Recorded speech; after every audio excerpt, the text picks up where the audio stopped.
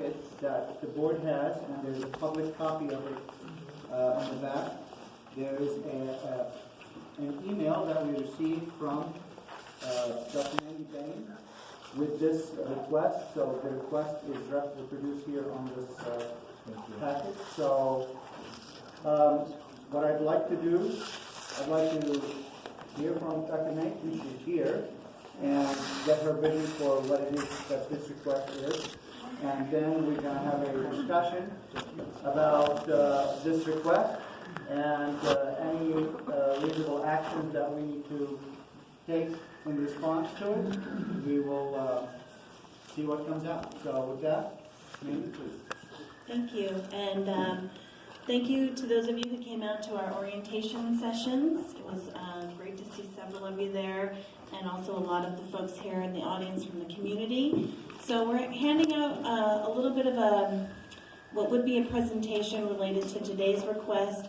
I also, on this small table in the back, put some of the handouts that are left over from the orientation session. So if you weren't able to attend, there's information there in general about what the health study is, and a little bit about the community advisory group, which is what I'm here to talk to you about today. So just as a general recap, there is the settlement that provides $25 million to do a health study. The Department of Public Health will administer that study, and we will work with a scientific oversight committee, and they will be handling those science decisions.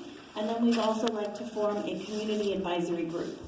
So the way the community advisory group, as you'll be able to see in your handout, has several responsibilities, but essentially the way I understand that community advisory group is to be able to make known the issues and concerns of the community, and then also to be able to help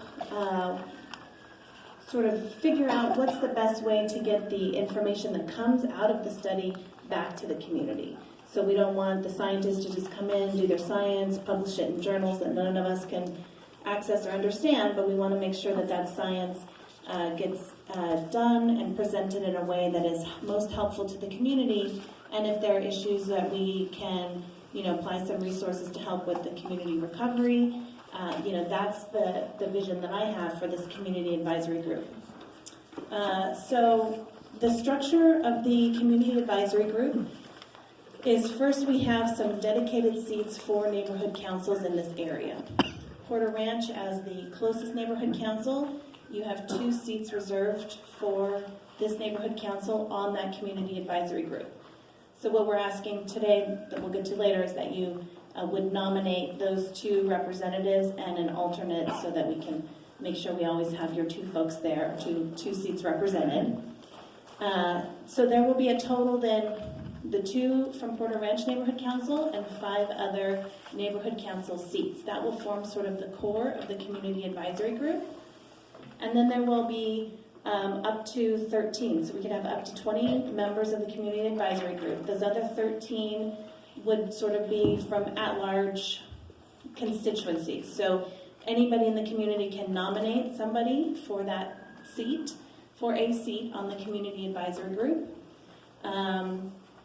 And so on our website, we will very soon have the nomination form, so people can nominate and anybody who they think would be a good representative of the community. And then those core members from the community, from the neighborhood councils, will help us select those up to 13 other seats, depending on how much interest there is. The only real restriction is that you can't be an employee of SoCalGas. And I think we're requesting a 1-year commitment, and then hopefully folks will want to see the project through longer and stay. But at least if we can get folks for 1 year, and then we'll have to maybe have a process of continuing to add more folks in. So that's essentially why we're here then, is to request, will the Porter Ranch Neighborhood Council decide to participate in the community advisory group? And if so, we'd like you to nominate 2 representatives and 1 alternate. Okay.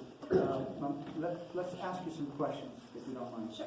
on clarifications. It says here, invitations to participate to be sent in March 2019. I assume those have not been sent. No. So that was basically the email. I think we've, No, I'm looking at the slide. yes, I think that was our lofty vision, and it became an email. The concept of 2 members and an alternate. Last time, when we talked about the HS tag for the AQMD, the idea of an alternate was a concern because this person, let me rephrase the question. Will the alternate sit at all the meetings but simply not participate? Or will the alternate simply be called in if the member, primary, one of the two is not available?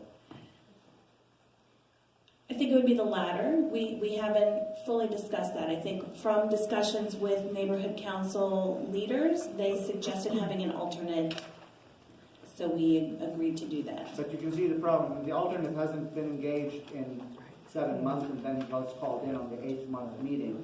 How valuable is that contribution? So I would suggest you reconsider the concept of the alternate and whether the alternate, like a jury alternate, is simply there but not participating in the voting if there's any voting or things like that. That way they will be informed.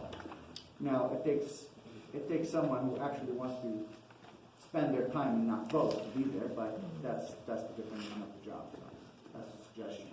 Thank you. David? Yeah, I was going to say, well, the alternate, I mean, he could or could not be there, but it would be their responsibility to at least be on the minutes. Right? You know, I think it could be, if you stay on top of the minutes, an alternate would have, you know, enough knowledge to step in